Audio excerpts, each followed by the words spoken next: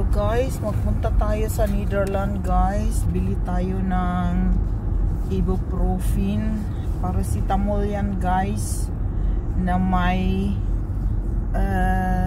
para infection, anti-infection, pain, para sa sakit, para pawala sa sakit, tapos anti-infection. So kung may infection ka, yun ang kung may infection ako, yun ang iniinom ko kasi mababa lang yung ano niya, 200 mg lang. Kung sa parmasya 500 mg to 1 gram yung sa parmasya bilhin natin, tapos ang mahal. Tapos gusto ko ito guys kasi mga walang 5 minutes ano na mawala na yung sakit. Bili kami bago kami magbakasyon guys kasi naubos na yung sa akin. Mag-prepare lang tayo, stock lang para kung may sakit sa ngipin, kasi yung ngipin ko sumasakit, nawala na yung sakit. Tapos magdala lang ako para sa bakasyon, baka sasakit yung ngipin ko doon. Reserve lang, ready lang bago sa sakit. Doon kasi yung sa Netherlands kasi yung nagbinta ng mga tablitas, na yung mga tindahan nagbinta ng tablitas, hindi sa parmasya. Dito sa Belgium ik krijg iets brand of so. Dito kasi sa Belgium hindi pwede mga tindahan dito hindi pwede magbenta ng mga gamot, yung parmasya lang. Tapos doon sa Netherlands pwede tayo makabili ng gamot sa tindahan, mga paracetamol, mga gamot sa ubo, mga ano lang siya guys, mura lang, 1 euro, walang 1 euro, 10. Tapos pag for example yung gamot sa ubo, mga 2 inuman wala na yung ubo. Tapos mamaya pag inuubo saka na ako iinom, wala na yung ubo. Tapos ano lang siya, minus yung ano niya, minus yung milligram niya. Yun gusto ko kasi hindi yan makasira sa kidney. Mayroon pa naman akong tablitas na para sa ubo sa bahay, so ibuprofen lang bilhin ko kasi wala na sa bahay. Kasi last time 2 lang binili ko, parang tag 10 lang, dali lang iniinom ko yan sa umpisa every 4 hours. Tapos ano, after 2 days, umaga na lang at saka sa gabi iniinom ko. Tapos mga 5 days na, isa na lang sa isang araw, tapos hinto na, nawala na yung sakit. Hindi naman malayo doon guys, mga 15 kilometers lang. Tapos yun lang man siguro ang kailangan ko. Bili pala ako ng kailangan ng cake. Melek ko. Bili lang ako ng kailangan ng cake kasi pagdating namin galing sa bakasyon, may order na naman ng cake. So mag-stock lang ako ng gatas, mga gamit para pagbalik namin galing sa bakasyon, ano na, ready na yun. May milk na ako, tapos yung itlog bibili na. 52 zat die. Ja, wat je is 51. 51 Good hindi masyado mura, pero mura-mura dito. Mura-mura hier is yung duur de laatste in tijd. cent. Hier In is cent. duurder als bij ons. In cent. Ja, ga maar daar tanken. Gaan wij jerikan mee? Ja, ik denk Ja. pakken. Okay.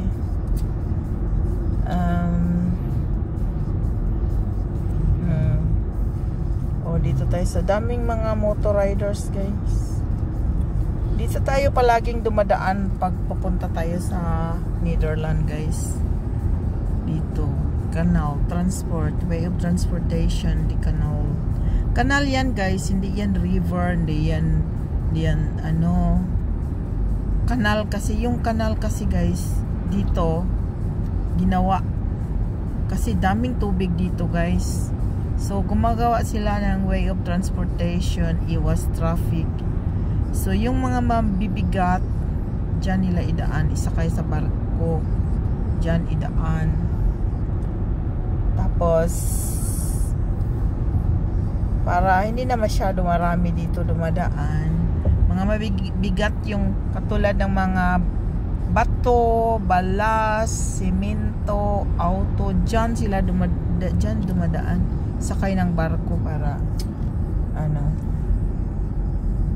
tinatawag yan na kanal kasi ginagawa yan na daanan ng tubig kasi madaming tubig dito sa amin kasi dami kaming kahoy. Ang kahoy kasi dito guys parang holy, hindi pwede putulin lang basta-basta. Magdami ka pang mga certificate na anuhin, mga papilis kung mayroon kang kahoy sa bahay nyo.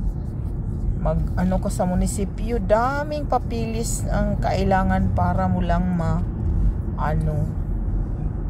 maputol yung kahoy sa bahay nyo.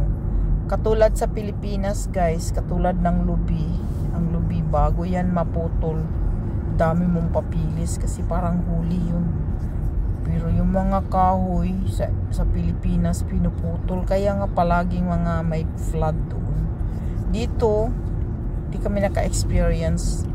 Minsan may flood doon sa sa probinsya. Yung may mga kanal doon pag umuulan. Dami namang kahoy pero ewan ko lang bakit doon nagbaha. Doon lang nagbaha. Dito sa amin wala. May baha dito doon pero minsan lang. Hindi taon-taon. May mga matatanda dito guys, nagbabike sila. Yun ang pang exercise ng mga matatanda.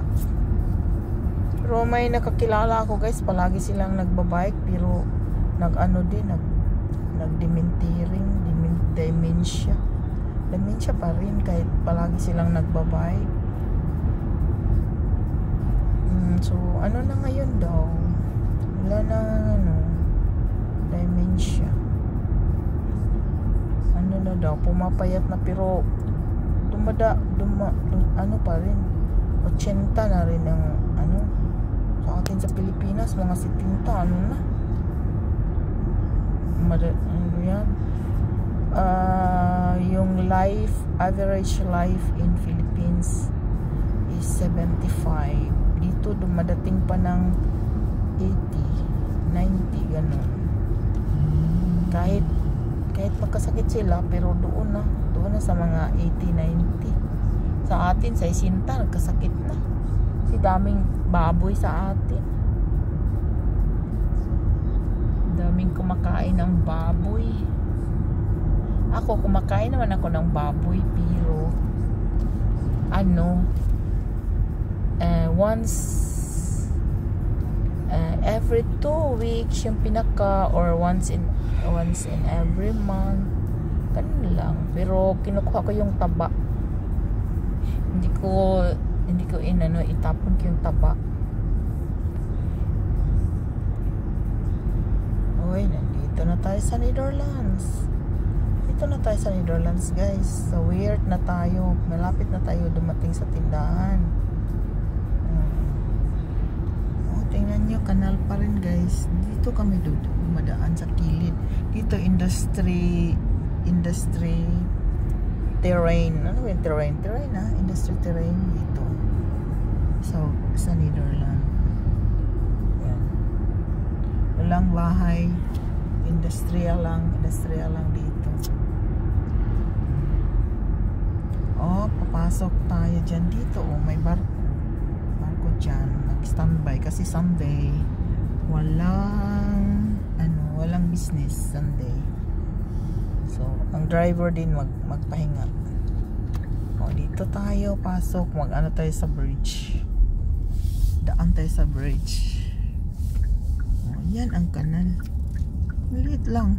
Para lang sa barko.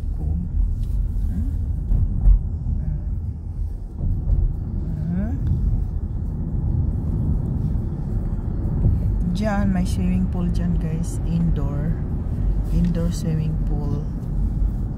Acerman yung pangalan. No? Daming mga autos. Daming mga cars dyan. Naliligo. Dyan. Acerman. May cafe din dyan siguro. May cafe. I-upload natin itong video na to pang ano guys, pang premiere. Pang premiere ito guys.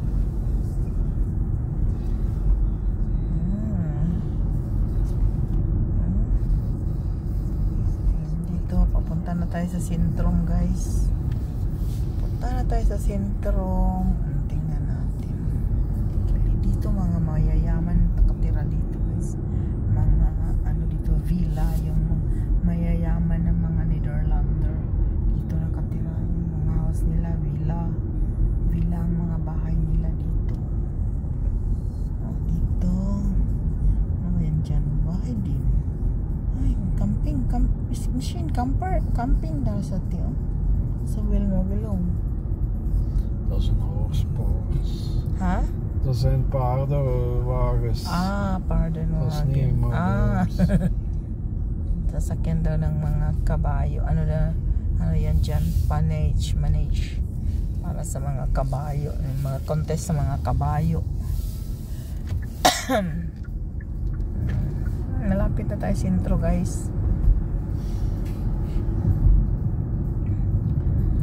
Diyan. Diretso tayo. Tingnan niyo mga kahoy guys. Nasa daan. Maganda tingnan guys. Maganda siya tingnan. Mga kahoy nasa daan. Yan kaya dito guys. Daming puno. Kaya hindi mag-flood dito. Hindi mag-flood. May pinutol pala. Ang laki na. 100 years na siguro yan. Gawing lumber. Pero pag putol niyan, lagyan ka agad ng bago. Mercedes na van. Vito Mercedes. Diretso lang tayo papuntang sentro.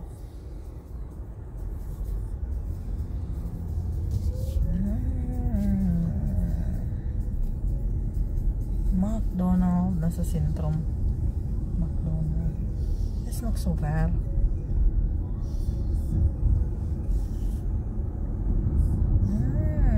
Hustong-husto sa minuto. Tapusin natin pagdating natin doon guys.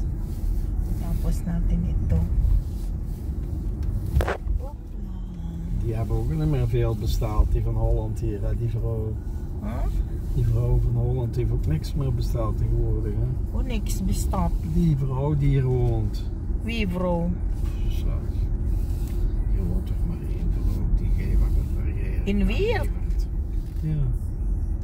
Maar ga je altijd aan leven. Ja, dat gaat niet hetzelfde. Die vrouw heeft niet meer besteld. Ja, ze bent dat duur, hè? Ja, iedereen vindt dat duur. Ja, maar ze wilde niet, hè? Ze wil niet dure bestellen. Ja, is niet erg. We gaan op vakantie.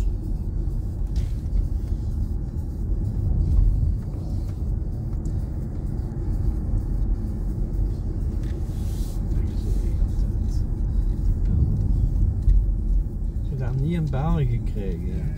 Wat jij dat betalen? Waarom kom ik naar Nederland als ik in België ben? Dito guys, train station dito guys. Dito namin sinusundo ang sister ko galing sa Norway. Dito siya magsakay ng train galing Amsterdam.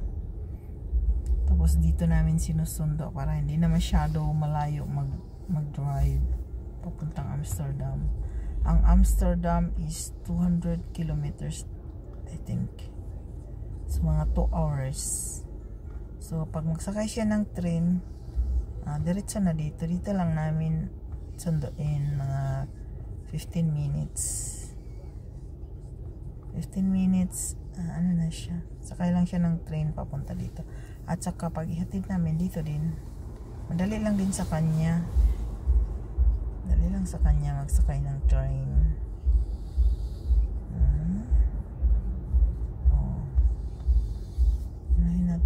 Tapusin natin video na ito pag darating tayo. Malapit na tayo.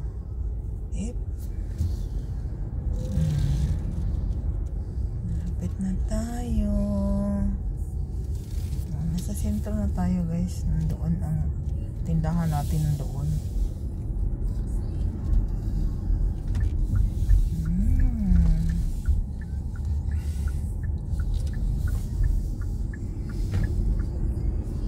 Tingnan yung mga apartments guys. Sentro na ito. Sentro lang tao. Walang tao. Pero dito guys, maraming tao pag Sabado kasi market dito pag Sabado. So maraming tao dito. Tingnan nyo guys. Ang sentro doon may mga tindahan, pero Sunday sirado sila pag Sunday. Dito kasi pag Sunday sirado ang mga tindahan. Auto. Oh, di ko na here. Lapit na tayo. Blijf je in de auto, hè? Ja. Oké. Zo, ik moet hier blijven, anders moet ik betalen en moet een plaatsje zoeken. Ja. Oké. Hier kun je zo moeilijk parkeren. Wat? Nee, daar bij de tank. Bij de tank. Daar. Nasa may tangke guys. Canyon pala. Canyon. Yan, doon yung canyon guys. Diyan kami liliko. Yan ang canyon yan. Okay. Salamat sa panonood guys. I-out na natin kasi dito na parking. Dito tayo parking guys. Sana may parking. Okay, bye bye.